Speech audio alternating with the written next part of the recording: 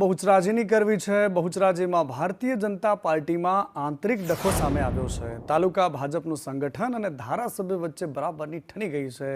તાલુકાના પ્રમુખ છે કમલેશભાઈ દેસાઈ અને ધારાસભ્ય પર આરોપ પ્રત્યારોપનો દોર શરૂ થઈ ગયો છે।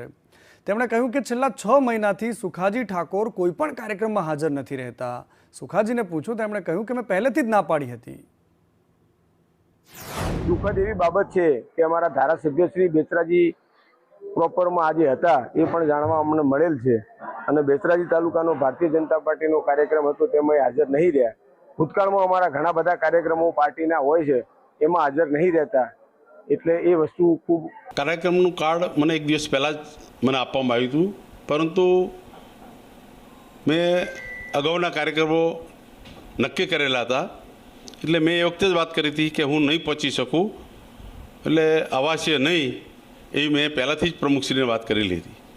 બહુચરાજી આવતા આવતા 12 વાગી ગયા એટલે પછી મેં કાર્યક્રમને ફોન કર્યો કે ભાઈ કેવું કાર્યક્રમ ચાલે છે કે ના, હવે કાર્યક્રમ પૂરો થયો છે, એટલે પછી મેં જવાનું ટાળી દીધું, હવે નથી જવું।